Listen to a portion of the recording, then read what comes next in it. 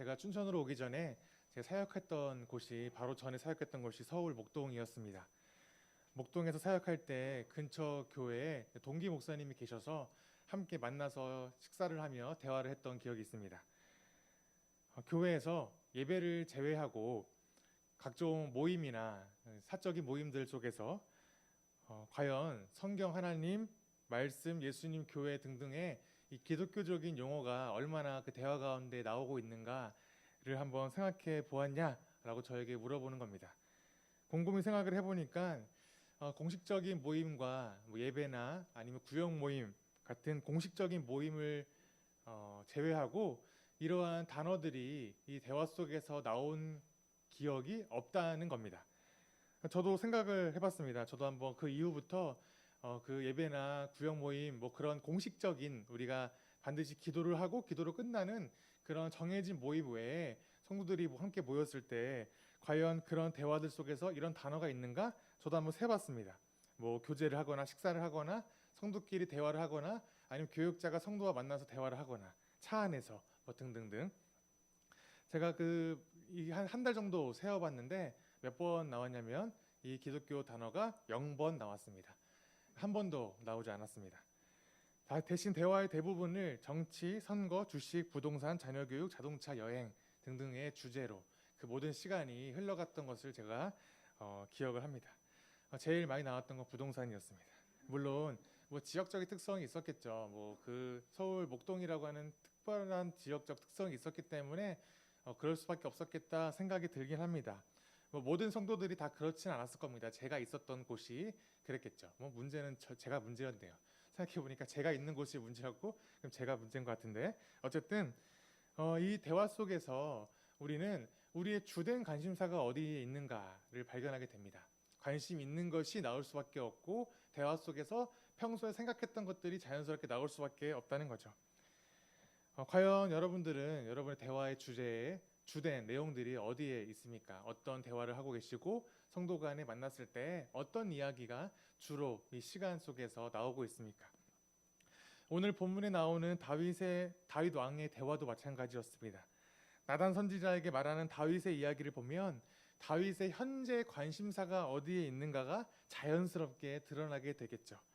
그러나 이 다윗의 의도와 관심을 뛰어넘는 더 큰 은혜를 준비하신 하나님의 마음을 오늘 본문을 통하여서 함께 찾아보려고 합니다. 오늘 본문이 어떻게 시작하는지 7장 1절 말씀을 보시면 나오는데 제가 읽겠습니다. 주님께서 사방에 있는 모든 원수에게서 다윗 왕을 안전하게 지켜주셨으므로 왕은 이제 자기의 왕궁에서 살게 되었다. 오늘 본문이 시작하는 이 시작이 정확히 알겠죠. 다윗이 이스라엘의 진정한 왕이 되었습니다. 지난주 말씀을 이미 보셔서 알겠지만 다윗은 사무엘 상에서 이미 기름 부음을 받았죠. 이미 기름 부음을 받은 상황이었지만 그러나 다윗이 하나님께 왕으로 인정받았다고 해서 바로 탄탄대로가 시작된 것이 아니었습니다. 여전히 하나님께 버림받은 사울이 왕의 자리를 지키고 있는 상황이었다는 거죠. 오히려 다윗이 하나님께 기름 부음 받은 이후에 오히려 더 고통과 고난의 시간이 시작되었습니다. 사울은 자신이 왕의 자리를 지키기 위해서 하나님의 선택을 받은 다윗을 몇 번이나 죽이려고 하였고 다윗은 사울의 위협 앞에서 몇 번이나 도망다니면서 생명의 위협을 느끼게 되었습니다. 다윗은 차라리 사울이 왕의 자리에 있을 때 기름 부음을 받지 않았더라면 차라리 편했겠죠. 사울이 죽은 다음에 하나님이 자신을 왕으로 세우셨다면 차라리 낫지 않겠습니까? 굳이 하나님께서 왜 사울이 왕으로 있는 그 시간에 자신을 왕으로 세우셔서 기름을 부으셔서 왜 동시에 두 왕이 있는 이 애매한 상황 속에 다윗을 빠뜨리셨을까요? 왜 다윗에게 하나님은 이러한 고초를 당하게 하셨습니까? 왜 두 왕을 세워놓고 실세가 있는 왕이 있는데 이 실세가 아직 그 실세가 없는 이 다윗을 왕으로 왜 세워 놓으셨고 왜 다윗을 고통스럽게 하셨겠습니까? 다윗은 이 고난의 시간을 통하여 하나님의 마음에 합한 왕으로 훈련을 받게 된 겁니다. 아마 다윗에게 이 고난의 시간이 없었더라면 다윗도 사울처럼 그렇게 그저 그런 또는 하나님의 마음이 아니라 자신의 마음대로 그렇게 살아가는 왕이 되었을지도 모릅니다. 하나님은 고난을 통하여서 다윗을 훈련시키셨고 다윗을 하나님의 마음에 합한 사람을 만드신 이후에 진정한 이스라엘 왕으로 세우시기 위해 하나님이 그렇게 다윗을 역사하신 것이죠. 그리고 시간이 흘러 결국 사울은 죽습니다. 그리고 다윗은 이스라엘의 진정한 유일한 왕이 되게 되죠. 그리고 하나님의 사람 다윗이 왕이 되자 그때 비로소 이스라엘의 평화가 찾아옵니다. 전쟁은 끝이 나고 하나님께서 모든 이방 나라들이 더 이상 이스라엘을 침범하지 못하도록 보호하십니다. 그리고 다윗은 이제 자기의 왕궁에서 살게 되었습니다. 더 이상 이 나라의 원수도 없고 개인적인 원수도 없는 상황 속에서 평안하게 살 수 있는 때가 바로 오늘 본문에서 등장하였다는 거죠. 이 말씀에서 알 수 있듯이 이 모든 평화와 안정은 다윗이 가져온 것이 아니라 하나님이 다윗에게 주신 것이죠. 물론 다윗이 정식 왕이 되기 전까지 정말 아무런 문제가 없었던 것도 아닙니다. 사무엘 하 2장부터 6장까지 보면 다윗도 실수를 합니다. 다윗도 많은 실수와 또 많은 그 흠도 있었습니다. 하지만 하나님께서는 그때마다 다윗을 용서하시고 다윗에게 평화를 주신 것이죠. 다윗도 알았겠죠. 내가 이 가져온 평화가 내 힘으로 온 것이 아니라 하나님께서 보호하시고 인도하셨고 용서하셨음이 있었다는 것을 다윗도 분명히 잘 알고 있었을 것입니다. 그때 바로 지금 다윗이 갑자기 한 가지 생각을 하게 된 거죠. 그리고 그 생각을 나단 예언자에게, 선지자에게 이야기합니다. 7장 2절 말씀인데 제가 읽겠습니다. 2절입니다. 하루는 왕이 예언자 나단에게 말하였다. 나는 백향목 왕궁에 사는데 하나님의 궤는 아직도 휘장 안에 있습니다. 이 다윗의 마음이 느껴지십니까? 하나님께 감사하는 마음과 부끄러운 마음이 같이 있었을 것입니다. 어느 순간, 어느 날 이 백향목으로 지어진 왕궁을 거닐고 있던 다윗이 유유자적하면서 스스로 이렇게 산책을 하면서 스스로 발견을 하게 된 거죠. 내가 지금 이 왕궁에 있구나. 내가 지금 생각해보니 갑자기 너무 감사한 겁니다. 지금까지 목숨의 위험을 느끼면서 도망다니고 동굴에서 자기도 하고 씻지도 못하고 제대로 먹지도 못했던 이 과거의 어려운 순간들이 주마등처럼 스쳐 지나가면서 지금 내가 이 왕궁에서 유유자적 거닐고 있는 나의 모습이 너무나 감사했겠죠. 문득 그런데 생각이 드는 겁니다. 나는 이렇게 화려한 왕궁에서 지내고 있는데 하나님의 궤는 여전히 휘장에 있는 겁니다. 휘장이라는 것은 과거 이집트에서 이스라엘 민족이 탈출하여서 광야에서 하나님과 언약을 맺을 때 하나님의 임재를 상징하는 그 천막, 텐트, 장막이었습니다. 하나님과의 만남의 상징이었고 하나님이 임재하셔서 그곳에서 하나님이 말씀하시는 그 장소의 상징이 바로 휘장, 장막, 성막이었습니다. 갑자기 다윗은 하나님께 죄송한 마음이 드는 겁니다. 그 휘장, 텐트에서 하나님이 계시다는 게 죄송한 거죠. 그래서 다윗은 하나님의 집을 근사하게 지어서 하나님의 궤를 모셔두고 싶었던 것입니다. 다윗의 선한 마음이 느껴지지 않으십니까? 그런데 바로 그날 밤 하나님의 말씀이 나단 예언자에게 임하게 됩니다. 4절 말씀을 보면 바로 그날 밤이라고 말씀하시면서 하나님이 급하게 등장하셔서 다윗의 이야기를 막으시는 것처럼 아주 급하게 그날 밤, 바로 그날 밤 하나님이 말씀을 하시기 시작했다는 거죠.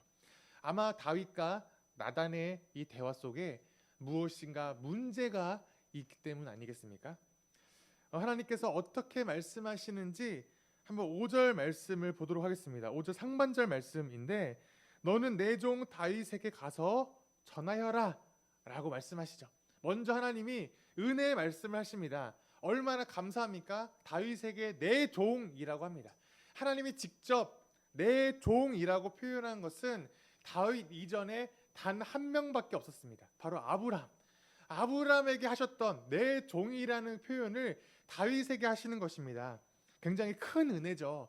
큰 은혜인데 그러나 다음 말씀부터 어떻게 이어지는지 우리가 한번 읽어봐야 되겠는데 우리 5절 말씀부터 7절 말씀까지 우리가 아까 함께 읽었지만 다시 한번 읽어보겠습니다. 5절부터 처음부터 7절까지 천천히 읽어보겠습니다. 시작. 너는 내 종 다윗에게 가서 전하여라. 나 주가 말한다. 내가 살 집을 내가 지으려고 하느냐. 그러나 나는 이스라엘 자손을 이집트에서 데리고 올라온 날로부터 오늘에 이르기까지 어떤 집에서도 살지 않고 오직 장막이나 성막에 있으면서 옮겨 다니며 지냈다. 내가 이스라엘 온 자손과 함께 옮겨 다닌 모든 곳에서 내가 나의 백성 이스라엘을 돌보라고 명한 이스라엘 그 어느 지파에게라도 나에게 백향목 집을 지어주지 않은 것을 두고 말한 적이 있느냐? 자, 하나님께서 말씀하시는 겁니다. 어떤 말씀이냐면 언제 하나님께서 집에 머물러 계신 적이 있느냐라고 물어보시는 거죠. 그리고 언제 하나님께서 왜 나에게 집을 지어주지 않았느냐라고 이야기한 적이 있느냐라고 말씀하시는 겁니다. 다시 말해서 다윗의 이야기가 틀렸다는 겁니다. 하나님 말씀을 잘 들어보면 하나님께서 다윗의 제안을 그저 사양하신 것이 아닙니다. 마치 자녀들이 부모님에게 어머니 아버지 이제까지 고생 많이 하셨으니까 춘천 시내에 근사한 집 하나 내가 마련해 드릴게요. 거기서 지내시면서 노년을 행복하게 보내세요라고 이야기하자 부모님이 아이고 너가 돈이 어디 있니? 그렇다고 어떻게 돈이 있다고 좋은 집을 마련했어? 나는 지금 살고 있는 이 집이 좋으니까 너 맛있는 거 많이 먹고 건강하게 지내렴. 이런 식으로 그냥 겸연쩍게 사양하신 게 아니라는 거죠. 5절부터 7절까지 말씀은 이렇습니다. 첫째, 하나님은 광야에서 지금까지 한 번도 한 장소에서 고정되어 계시지 않았다는 겁니다. 움직이는 장막, 휘막, 성막에서 하나님이 거하셨다는 거죠. 6절 하반절과 7절 말씀을 보시면 옮겨 다녔다라는 말을 두 번이나 반복합니다. 하나님은 스스로 움직이시는 분이십니다. 하나님은 인간에게 끌려다니시는 분도 아니고 한 곳에 갇혀 계시는 분도 아니라는 거죠. 광야에서 이스라엘 백성들이 이동할 때에도 이스라엘 백성들이 움직이고 싶을 때 자신 마음대로 텐트를 걷어가지고 움직인 다음에 쳐놓은 것이 아닙니다. 장막 위에 구름 기둥이나 불 기둥이 항상 함께 있었습니다. 그리고 불 기둥이나 구름 기둥이 이동할 때 이스라엘 백성들은 그것을 바라보며 이동할 때가 되었구나라고 깨닫고 이동하였다는 거죠. 하나님의 때, 하나님의 의도대로 이동하였다는 거죠. 백성들이 따라다녔다는 겁니다. 결코 백성의 의도대로 하나님이 갇혀 계시지도 않았고 백성들의 의도대로 하나님이 따라다니신 게 아니라는 거죠. 둘째, 하나님께서 지금까지 단 한 번도 누구에게 집을 지어달라라고 말씀하신 적이 없다는 겁니다. 왜 집을 짓지 않았느냐? 왜 내 집은 없느냐라고 질책하시지도 않았다는 겁니다. 다윗에게도 너는 왜 백향목집의 왕궁에 살면서 나는 천조가리에서 사느냐? 라고 하신 적이 한 번도 없다는 거죠. 다윗뿐만 아니라 지금까지 한 번도 없었다는 겁니다. 다시 말해서 다윗이 지금 스스로 백향목 왕궁에서 살고 있는 것이 하나님께 부끄러웠다라고 말했던 그 마음속에 다른 의도가 있었다는 거죠. 지금 다윗은 살고 있는 이 집이 자기에게 너무 큰 가치가 되어버린 겁니다. 좋은 집에 살면서 더 좋은 왕으로 사는 것이 자신에게 너무 큰 가치가 되어버렸다는 거죠. 내 눈에 무엇이 보였냐면 좋은 집, 내가 살고 있는 좋은 집이 눈에 보인 겁니다. 내가 지금 이렇게 화려한 왕궁에 사는구나. 그러니까 내가 마치 좋은 왕이 되었구나 라고 스스로의 가치를 이 집에 두기 시작했다는 거죠. 그러니까 생각해보니까 내가 이렇게 좋은 집에 사니까 내가 좋은 왕이 되었다고 느꼈다면 하나님도 똑같이 좋은 집에 살게 해드려야겠다. 하나님이 나쁜 집에 살면 하나님이 조금 가치가 떨어질 수 있으니 나처럼 내가 살고 있는 이 좋은 집처럼 하나님에게도 좋은 집을 지어드려서 하나님도 거기서 모시고 살게끔 해야겠구나라고 생각했다는 거죠. 하나님은 바로 이 다윗의 의도가 우쭐함에서 생겨났다고 말씀하신 거죠.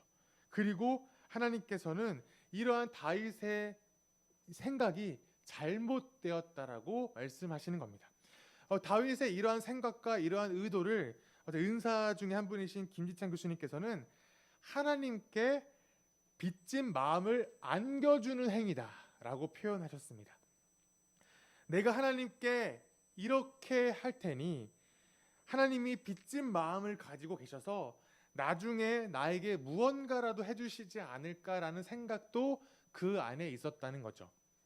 아니 뭐를 나에게 주시지는 않더라도 혹시나 나중에 한번 내가 잘못했을 때 한 번 정도 용서해 주시지 않을까라고 하는 이 빚진 마음을 안겨주는 의도였다라고 해석하셨다는 겁니다.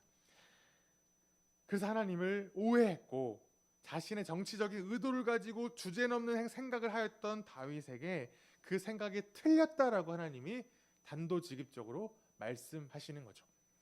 그런데 이러한 다윗의 생각은 그의 생각뿐만 아니라 바로 우리의 생각과 비슷하기도 합니다. 우리가 받은 은혜가 너무 감사하죠. 감사하지 않는다는 것은 아닙니다. 너무 감사하죠. 그런데 우리도 하나님을 오해하여서 하나님을 이 교회에만 계신 분으로 여길 때가 있다는 겁니다. 교회 안에서 예배하는 것 너무 당연합니다. 익숙합니다. 그런데 교회 밖으로 나가면 예배하는 것이 겸연쩍고 어색할 때가 있습니다. 저도 마찬가지입니다. 저도 이런 생각들 할 때가 자주 있어서 참 죄송스럽기도 한데 이 교회 밖에서 성도들과 만나거나 또는 청년들과 대화를 할 때가 있지 않겠습니까? 그러면 그 기도로 시작하는 게 너무 어색한 겁니다. 제가 왠지 참 청년까지 만나서 교회 밖에서 만났는데 막 우리 기도하고 모임 시작할까? 이런 말이 너무 제가 스스로가 겸연쩍은 거예요. 끝나고 우리 기도하고 마칠까? 이런 말들을 하기가 제가 스스로 너무 부끄러워지는 게 느껴지는 겁니다. 교회 안에서는 기도로 시작하고 기도로 끝나고 너무 익숙합니다. 그런데 교회 밖에서는 왠지 그러면 이 청년들이 조금 좀 싫어하지 않을까? 교회 밖에서까지 막 기도로 시작해서 기도로 끝나는 게 너무 민망하지 않을까? 제가 먼저 그렇게 생각하면서 그냥 끝나자. 잘했어. 우리 잘 가. 나중에 봐. 이게 그냥 엉슬쩍 끝나버린다는 거죠. 무언가 교회 밖에서 이 기도하고 예배드리고 성경 말씀을 이야기하는 거를 제가 먼저 괜히 은근히 먼저 좀 민망해할 것 같은데 라고 생각하면서 스스로 피하려고 하는 모습들이 제 안에 있다는 거죠. 우리 모두 마찬가지 아닙니까? 왠지 교회 밖에서는 예배하는 것이 어색합니다. 하나님의 이름을 부르는 것이 어색하고 무언가 말씀 이야기를 꺼내는 것이 왠지 분위기를 깨는 것 같다는 거죠. 수련회를 간다고 칩시다. 제가 운전을 해요. 그러면 찬양을 틀어놓으면 뒤에서 이제 아이들이 여기서까지 찬양이에요. 가요 틀어요. 가요. 이런 말들을 하는 경우가 있습니다. 저도 마찬가지예요. 뭔가 이렇게 어디 놀러 간다면 야유회를 간다. 교회에서 구역 모임을 가는데 어디 놀러 갔다. 그러면 차 안에서 운전을 하다가 괜히 찬양 틀어놓으면 괜히 좀 분위기 깨는 거 아니겠지? 이런 생각들. 교회 밖에서는 세상 사람들처럼 행동하고 싶은 마음들. 세상 사람과 다를 거 없는 행동을 하다가 교회 안에 오면 거룩한 하나님이 계시는 거룩한 성전에서 예배하는 자로 변모하는 우리의 모습들. 우리는 교회 안에서는 성도처럼 사는 것은 익숙하니까 여기서는 그렇게 살고 교회 밖에 가면 그냥 평범하게 살다가 교회 안에만 잘 들어오면 되지. 정말 우리가 하나님이 어느 곳에나 계신다라고 믿으십니까? 고백은 합니다. 어디에나 계신 하나님. 우리가 무소부재하신 하나님이라 말하지 않습니까? 안 계신 곳이 없는 하나님 말은 하지만 정작 우리의 진짜 삶 속에서는 말은 하지만 하나님이 정말 어디에나 계신다. 우리가 어디를 가든 하나님이 그곳에 계신다라고 정말 생각하는 성도의 삶을 살고 계신지 되돌아봐야 된다는 거죠. 그리고 우리가 하나님께 헌신할 때, 하나님께 헌금할 때 은근히 무언가를 기대하는 마음들이 우리 가운데 조금씩 있다는 거죠. 내가 하나님께 이만큼 헌신하고 예배하였으니 그에 상응하는 무언가 있었으면 좋겠다. 다른 누군가보다 조금 더 했으니까 적어도 많이는 아니어도 조금 더 헌신했으면 조금이라도 더 복을 받았으면 좋겠다. 정말 남부럽지 않게 신앙생활을 하고 헌신했는데 다른 사람들 보니까 나보다 덜 헌신하고 덜 수고하고 덜 헌금한 사람들이 나보다 더 잘 나가고 승진하고 부자이고 좋은 집에 살고 자녀 취업 잘 되고 하면 또 자녀들이 좋은 사람 만나니까 와, 결혼했는데 그 자녀 남편이 누구래, 아내가 누구래 라고 하면 괜히 마음속에 은근히 서운함이 생기고 질투가 생기는 거죠. 감사하죠. 물론 하나님이 주신 은혜가 감사하긴 한데 참 지금 삶도 참 감사하긴 하지만 사실 나도 모르게 울컥하는 경우가 생기는 겁니다. 나는 왜? 나는 조금 더 잘하지 않았나? 나는 하나님께 조금 더 헌신하지 않았나? 나는 왜? 왜 하나님은 저 사람을 왜? 라고 생각하는 마음들이 가끔씩 자기 전에 울컥울컥하는 마음들. 하나님은 다윗의 이런 마음을 아셨다는 겁니다. 왠지 하나님께서 이 정도로 말씀하셨으면 질책을 하셔야 될 것 같습니다. 너 나에게 왜 그렇게 했느냐? 너 아니다! 라고 하실 것 같은데, 그런데 하나님 말씀을 보니까 우리의 예상과 다르게 하나님 말씀이 이어집니다. 8절부터 16절까지 하나님의 엄청난 은혜가, 엄청난 축복이 갑자기 임하기 시작합니다. 첫째로 9절 하반절 제가 읽겠습니다. 나는 이제 내 이름을 세상에서 위대한 사람들의 이름과 같이 빛나게 해주겠다. 하나님께서 다윗의 이름을 빛나게 해주시겠다는 겁니다. 이 약속은 지금까지 성경에서 딱 한 번 있었던 약속인데 다윗 때에 두 번째로 등장한 약속입니다. 말씀 한번 찾아보겠습니다. 창세기 12장, 우리 이 말씀 다시 돌아올 거니까 표시해 두시고 창세기 12장 2절 말씀 한번 찾아볼까요? 하나님께서 먼저 이런 축복을 누군가에게 처음으로 해주셨는가? 창세기 12장 2절 한 14페이지 정도 있습니다. 14페이지 전후에 있는 창세기 12장 2절.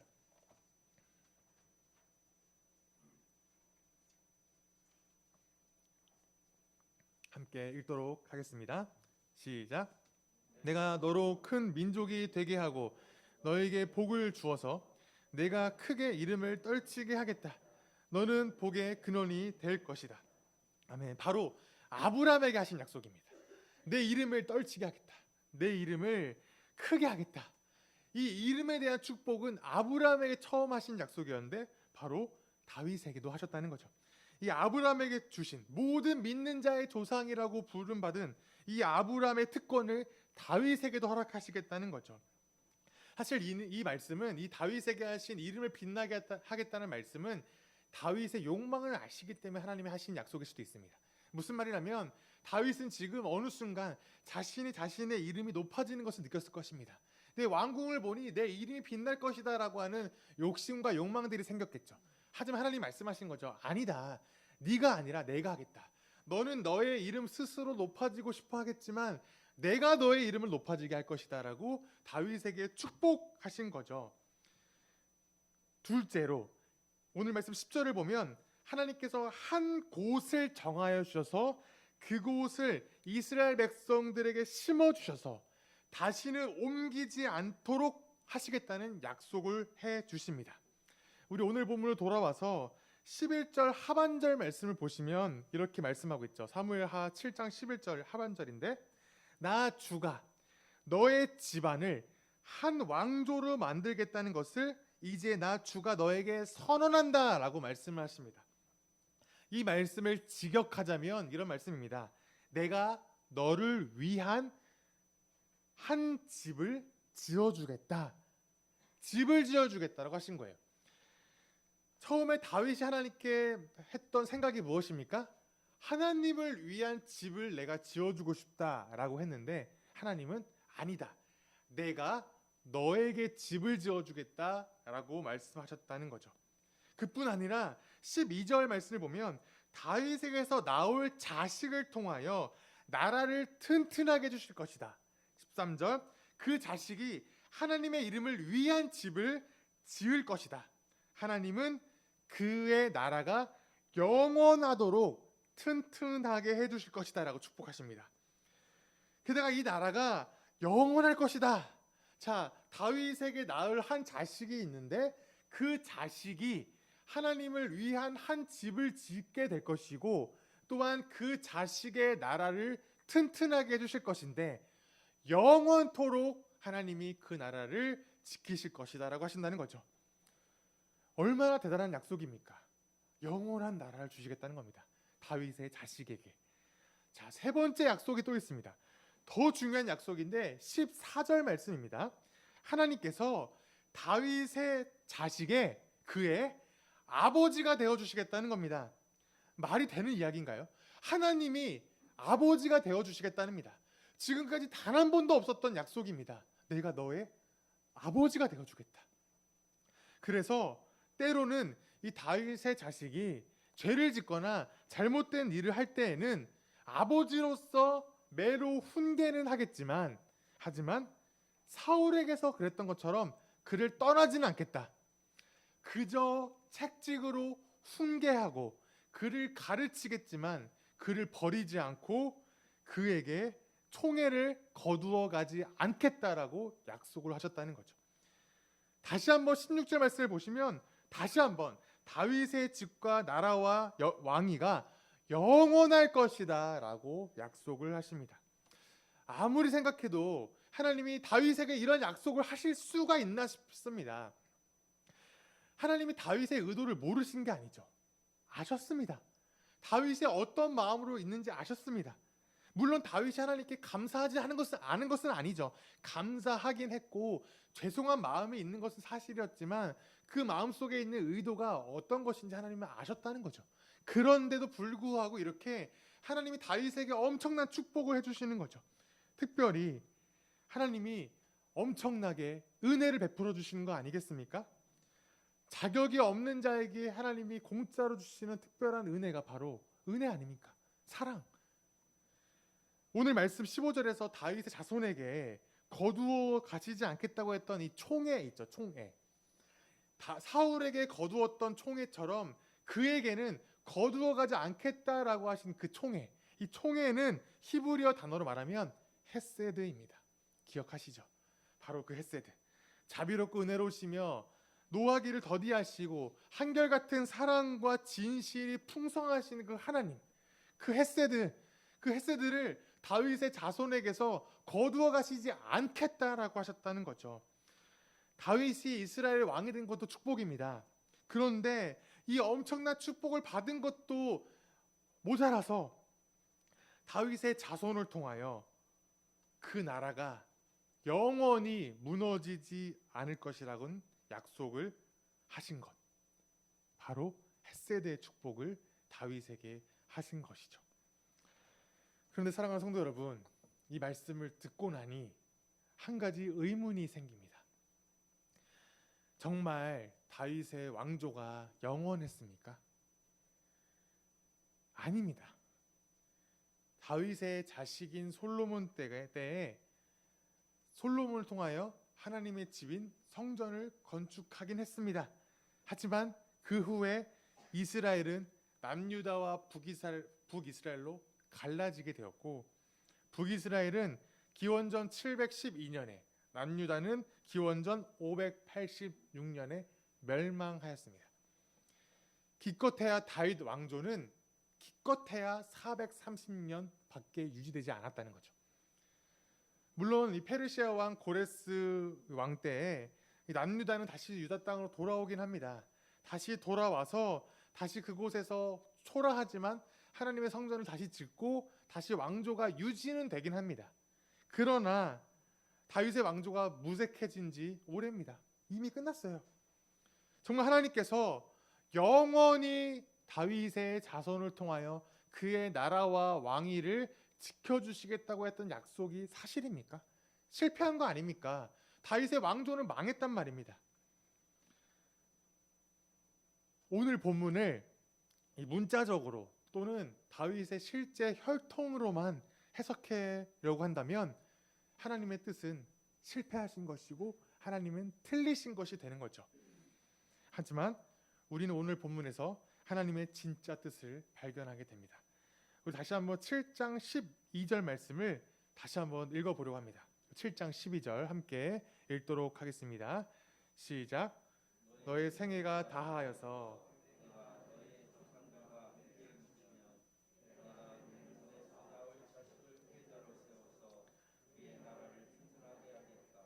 아멘. 여기서 이 자식이라는 말 있죠. 너의 자식. 히브리어를 번역하면, 직역하자면 씨앗이라는 의미를 가지고 있는 이 째라라고 하는 히브리어 단어에서 나온 단어입니다. 이 씨앗, 이 째라는 물론 당연히 후손으로도 번역할 수 있고 자식, 자손으로도 번역할 수 있는 말입니다. 그러면 생각해 봅시다. 이 말씀을 1차적으로 솔로몬이라고 해석을 할 수 있죠. 왜냐하면 실제로 이 째라, 씨앗은 자식이라는 뜻도 있기 때문에 솔로몬이다 라고 우리가 해석을 하자면, 하나님께서 솔로몬을 후계자로 세우시고 그 나라를 튼튼하게 해주시고 13절에서 솔로몬이 하나님의 이름을 위한 집을 건축하고 성전을 건축할 수 있다, 할 것이다, 다 맞는 말입니다. 그러나 이 째라라는 단어, 씨라는 단어는 더 넓은 의미를 가지고 있습니다. 우리 말씀을 다시 한번 찾아보도록 할 텐데, 창세기 3장 15절, 우리 창세기 성경의 가장 첫 성경이죠. 창세기 3장 15절 말씀을 한번 찾아보도록 하겠습니다.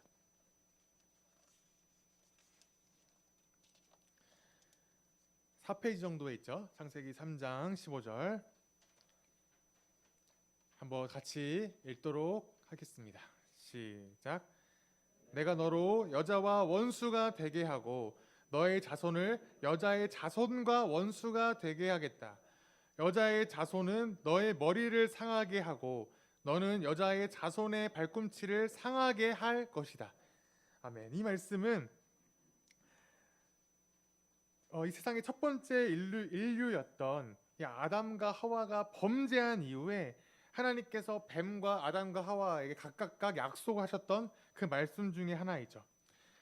이 첫 인류였던 아담과 하와가 범죄하여서 죽게 되었습니다. 원래 하나님께서는 이 선악과를 먹으면 죽을 것이다 라고, 정령 죽을 것이다, 반드시 죽을 것이다 라고 약속하셨기 때문에 아담과 하와는 죽어야 됐습니다. 하지만 하나님은 그들에게 은혜를 베풀어 주셨죠. 죄는 죽음이지만 하나님은 자신이 창조하신, 자신의 형상대로 창조하신 인간을 포기하지 않으셨고 그에게 구원의 길을 열어주신 것이죠. 이 함께 읽었던 이 말씀은 앞으로 보내주실 여자의 자손을 통하여서 뱀으로 상징되는 사단의 세력을 무너뜨리겠다고 하는 하나님의 구원의 약속이 바로 오늘 말씀이죠.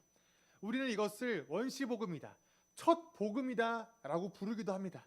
왜냐하면 이 말씀을 통하여서 여자의 후손인 자손을 통하여 하나님의 승리를 약속하셨기 때문이죠. 이 말씀을 처음 들었을 때 여기서 이 자손, 여자의 자손은 바로 째라, 씨앗이란 바로 아까 읽었던 바로 그 말씀입니다. 아마 아담과 하와의 입장에서는 이 말씀을 처음 들었을 때 어떻게 생각했을까요? 내 자식을 통하여서 하나님이 구원하시겠구나. 우리 세대 그리고 다음 세대에 걸쳐서 다음 세대가 되면 하나님이 이 뱀의 세력, 사단의 세력을 무너뜨리시겠구나라고 기대했겠죠. 왜냐하면 째라, 씨앗은 자식이라는 뜻도 있으니까. 가인과 아벨과 셋 중에서 하나님이 역사하실 것이다 라고 기대했을 것입니다. 그런데 하나님의 관심은 그의 자식에게 있지 않았습니다. 그의 후손을 통한, 하나님께서 그들의 그 여자의 후손을 통하여서 그 후대에 하나님이 그 영원하고 최종적인 승리를 약속하신 것이었죠. 사람의 기대와는 다른 하나님의 영원하고 완성된 완전한 승리를 약속하신 그 약속이었다는 거죠. 우리 한 군데만 더 찾아보겠습니다. 창세기 17장 7절. 17장 7절입니다. 창세기 17장 7절 20페이지 정도에 있죠. 함께 읽도록 하겠습니다. 7절입니다. 시작. 내가 너와 세우는 언약은 나와 너 사이에 맺은 것일 뿐 아니라 너의 뒤에 오는 너의 자손과도 대대로 세우는 영원한 언약이다. 이 언약을 따라서 나는 너의 하나님이 될 뿐만 아니라 뒤에 오는 너의 자손의 하나님도 될 것이다. 아멘. 하나님께서 어떤 약속하신 거냐면 아브라함에게 하신 약속입니다. 아브라함의 자손을, 자식들을 하늘의 별과 같이 이 땅의 먼지와 같이 가득하게 하실 것이다라고 아브라함에게 약속하셨죠. 그런데 오늘 말씀에서 뭐라고 하십니까? 너의 자손과 대대로 세우는 언약이라, 이 자손도 째라, 씨앗이라는 뜻입니다. 그런데 이 자손이 아브라함 때 또는 아브라함의 자식인 이삭에게 이루어지겠다는 게 아니죠. 아브라함이 사람인데 어떻게 자식을 하늘의 별과 같이 땅의 먼지와 같이 낳을 수 있겠습니까? 하나님이 너의 자식을 통하여 그렇게 해주겠다라고 한다면 말이 안 되는 약속입니다. 그러나 뭐라고 하신 것입니까? 대대손손, 대대로 너의 자식들, 자손들을 통하여 대대로 자손들을 통하여 이 언약을 하실 것인데 바로 그 자손들이 하늘의 별처럼 땅의 먼지처럼 수도 없이 만들어 주겠다라고 하신 약속이라는 거죠. 바로 하나님께서 약속하신 이 자손의 약속은 당장 바로 다음에 있는 이삭을 향한 약속이 아니라 이삭 이후에 있는 아브라함의 혈통으로 난 또는 아브라함의 믿음의 그 혈통으로 난 모든 이들을 통하여 하실 약속이라는 거죠. 창세기 3장으로 시작하였던 이 째라, 씨의 약속은 아브라함을 통하여 그리고 바로 다윗을 통하여 하나님의 영원한 나라, 영원한 자손의 약속을 이어가셨던 겁니다. 이 약속은 바로 아브라함과 다윗의 자손으로 오신 예수 그리스도를 향한 약속이었다는 거죠. 창세기 3장 15절부터 그 여자의 몸에서 날 자손, 자식, 바로 그 예수 그리스도를 통하여서 영원한 나라를 주시겠다는 그 성취의 약속을 하신 거라는 거죠. 바로 예수 그리스도를 통하여 하나님의 이름을 위한 집, 성전을 지어주셨다는 겁니다. 예수님이 곧 성전이 되셨고 이 땅 가운데 성전으로서 하나님께 나아갈 한 곳, 유일한 길이신 예수 그리스도가 성전이 되어주셨다는 거죠. 우리가 잘 알고 있는 요한복음 2장 21절 말씀에서 자기의 몸을 가리켜 성전이라고 하신 것이다. 바로 예수님이 성전이 되어주신 겁니다. 단지 솔로몬의 손을 통하여 솔로몬의 명령을 통하여 낳은 한 집이 아니라 예수님이 성전이 되어주셨다는 거죠. 또한 그뿐 아니라 예수님께서 하늘로 승천하시고 예수 그리스도의 영이신 성령께서 이것 가운데 오셨습니다. 우리 가운데 내주하셨죠. 각 성도 가운데 성령 하나님 예수 그리스도께서 함께 하셨다는 겁니다. 그래서 결국 바로 성도인 우리가 성전이 되었습니다. 예수 그리스도 영이신 성전이신 예수님의 영이 성령이 우리 가운데 오셨는데 우리가 각각 성전이 되어서 우리가 곧 하나님의 집이 되었다는 거죠. 고린도전서 3장 16절 제가 읽겠습니다. 여러분은 하나님의 성전이며 하나님의 성령이 여러분 가운데 거하신다는 것을 알지 못합니까? 예수 그리스도를 통한 성전이신 예수 그리스도를 통하여 그의 영이신 성령을 통하여 우리가 하나님의 집이 되었다는 거죠. 또한 성전인 우리는 영원한 나라를 소망하게 되었습니다. 다윗을 통하여 약속하신 그 영원한 나라, 무너지지 않고 흔들리지 않는 그 나라, 우리가 예수 그리스도를 믿고 그분이 다윗보다 더 위대한 왕, 진정한 왕이신 것을 믿고 고백한다면, 그리고 우리가 그분을 따른다면 바로 우리는 그분의 영원한 나라, 그분의 하나님 나라의 백성이 될 것이라는 거죠. 이 영원한 헤세드는 다윗과 다윗의 자식에게만 임한 헤세드가 아니라 바로 우리에게, 이 교회에 성전된 우리 가운데 임한 하나님의 은혜가 되었다는 말입니다. 말씀을 정리하겠습니다. 영원한 나라를 소망하시는 성도 여러분, 육신으로는 아브라함과 다윗의 자손으로 오셨으며 지금도 그의 영이신 성령으로 우리와 함께 하시는 예수 그리스도를 믿음으로 함께 동참하신 성도 여러분, 우리는 영원한 나라를 소망하며 함께 걸어갈 수 있는 자가 되었습니다.